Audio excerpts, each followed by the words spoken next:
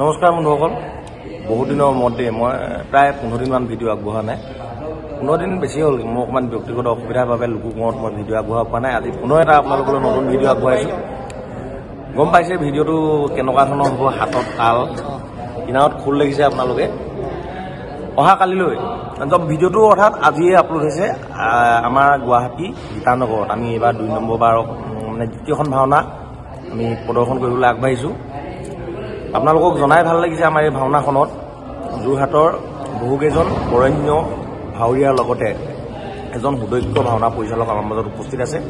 মই লাহেকৈ আপোনালোকক তেখেতসকলৰ লগত চিনাকি কৰি দিম আৰু আমাৰ ভাওনাত কোনে কোনে ভাও লৈছে তাক আপোনালোকৰ আগত দেখাম, অকণমান আখৰা দেখাম আৰু সকলোকে মই আজি মানে আমাৰ ভাওনা চাবলৈ আহিবলৈ নিমন্ত্ৰণ জনালোঁ।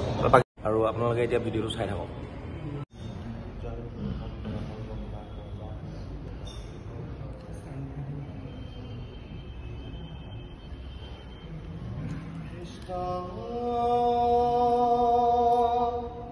শংকৰ গুৰু হৰি ৰাম ৰাম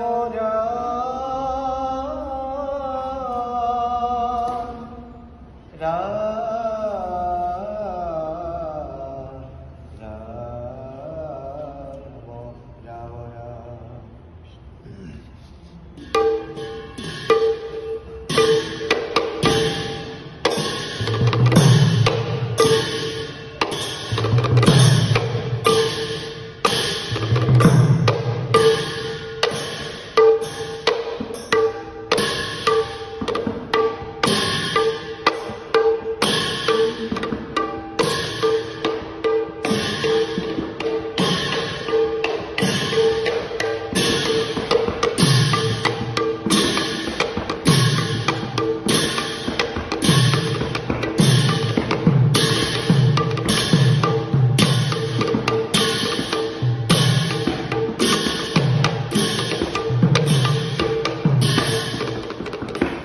ভিতৰত অকণমান আখৰা হৈ আছে দেখিলে। এতিয়া প্ৰথমতে আমি ক'ত ভাওনা কৰিছোঁ আপোনালোকক এতিয়ালৈকে কোৱা নাইতো। আমি ভাওনা কৰিছোঁ শ্ৰী শ্ৰী দক্ষিণপাট সত্ৰ গুৱাহাটীত যি শাখা আছে গীতানগৰত, তাতে আমাৰ ভাওনা ভাগি আজি অনুষ্ঠিত হ'ব। আপোনালোকক এতিয়া সত্ৰখনৰ অকণমান সামগ্ৰিক পৰিৱেশ দেখাম আৰু কোনে কোনে ভাও লৈছে তাৰপৰা আমি পিছত দেখাম। যদি পাৰোঁ আমি প্ৰভু ঈশ্বৰকো আজি দেখাবলৈ চেষ্টা কৰিম যদিও, কিন্তু ভাওনা চাবলৈ আহিলে আপোনালোকে প্ৰভু ঈশ্বৰক নিশ্চয় সাক্ষাৎ কৰিব পাৰিব। এতিয়া সত্ৰখনৰ আপোনালোকক অকণমান সামগ্ৰিক পৰিৱেশ দেখাম দেই।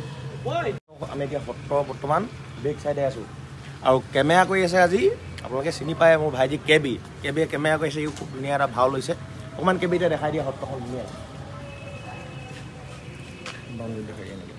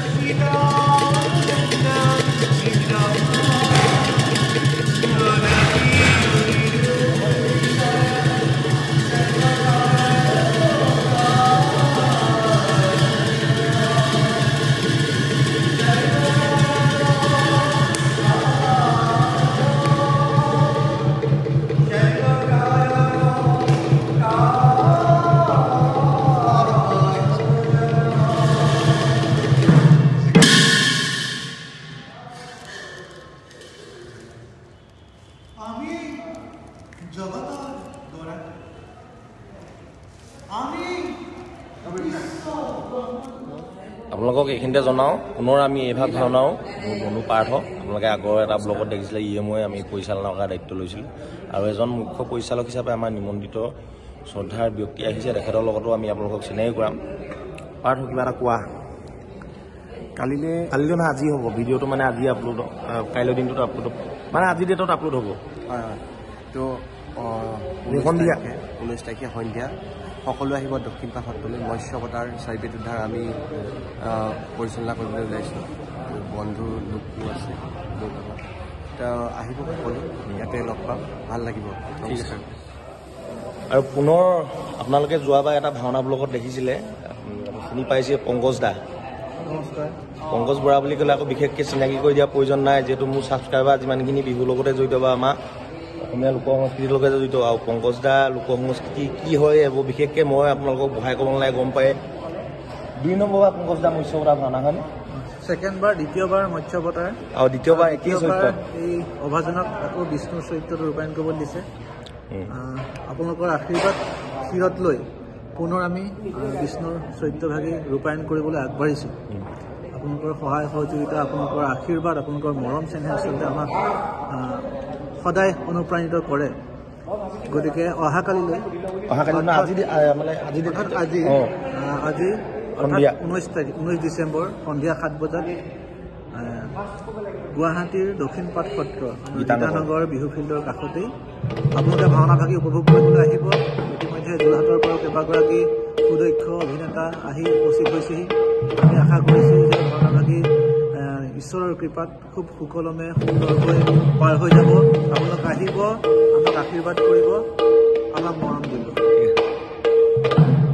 মই আপোনালোকক এটা কথা কৈছিলোঁ, আমাৰ যোৰহাটৰ পৰা এজন আমাৰ স্বনামধন্য আমাৰ ভাওনাৰ গুৰু, ভাওনাৰ বিচাৰকৰ লগতে বিভিন্ন নাটকত তেখেতে বিচাৰকৰ লগতে নাটকৰ কৰ্মশালা দিয়ে আমাৰ সকলোৰে চিনাকি অমিতাভ বৰদলৈ ছাৰ। তেখেত আহি আমাৰ মাজত উপস্থিত হ'লহি আৰু আমি তেখেতক পাই পৰম সৌভাগ্য, তেখেতৰ যে আমি সান্নিধ্য লাভ কৰিলোঁ। ছাৰে বৰ্তমান গুৱাহাটীত এই কালিতো দেখিলে আখৰা, গুৱাহাটীতো যে আমি ভাওনা লাহেকৈ আৰম্ভ কৰিছোঁ, আপুনি দুআষাৰ যদি কয় আমি নিশ্চয় ভাল পাম। অসমত অসমীয়া ভাষা, অসমীয়া সাহিত্য, অসমীয়া সংস্কৃতিৰ ভেটি প্ৰতিষ্ঠা কৰি যিজনা মহাগুৰুৱে আমাক সবাকে অসমীয়া বুলি পৰিচয় দিব পৰা কৰি থৈ গ'ল, সেইজনা জগতগুৰু শ্ৰীমন্ত শংকৰদেৱ, যিজনাৰ জীৱনী অসমীয়াৰ আচলতে আদৰ্শ জীৱনী।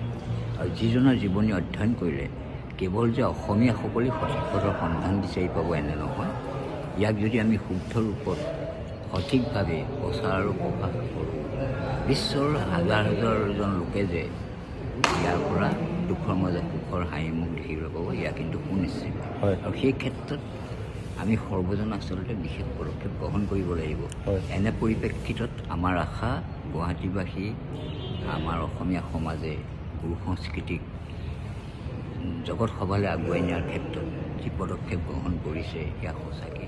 এইখিনিতে বন্ধুসকল এটা কথা মই এইখিনিতে বিশেষভাৱে ক'বই লাগিব, আমি যে আজি গীতানগৰ যি দক্ষিণপাট সত্ৰ, এই সত্ৰভাগত আমি ভাওনা কৰিবলৈ সুবিধাকণ পালোঁ।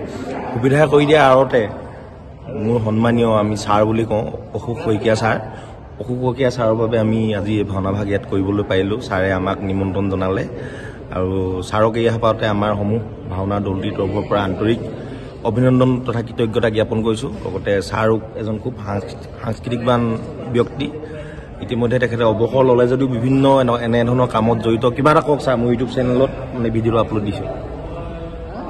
সকলো ভাৱৰীয়ালৈকে শুভেচ্ছা জনাইছোঁ আৰু আগন্তুক ভাওনাখন যাতে আমি সুকলমে কৃতকাৰ্য হ'ব পাৰোঁ এয়া আশা কৰিছোঁ। দৰ্শকে যাতে আঁকোৱালি ল'ব পাৰে। আৰু দ্বিতীয়তে আমাৰ লোককোঁৱৰ পৰিচালক আৰু পাৰ্থ শইকীয়া, বায়ন দুয়োলৈকে আন্তৰিক মোৰ মৰম আছে আৰু সেইকাৰণে তেওঁলোকে অহোপুৰুষাৰ্থ কৰি এই ভাওনাভাগী পৰিচালনা কৰিছে আৰু যিমান পাৰোঁ আমি সহায় সহযোগ আগবঢ়াইছোঁ, তাৰ বাবে সকলোৱে ধন্যবাদ ছাৰ।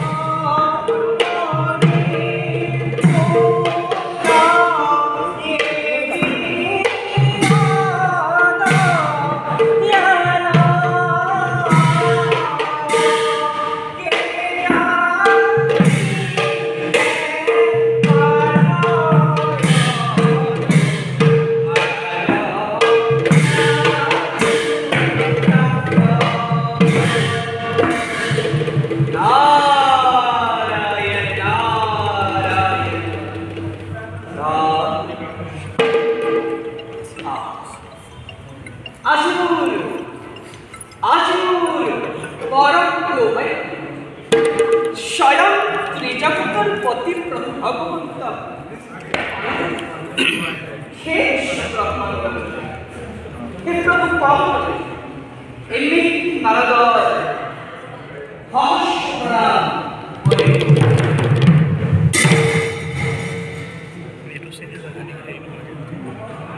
এই সিনটা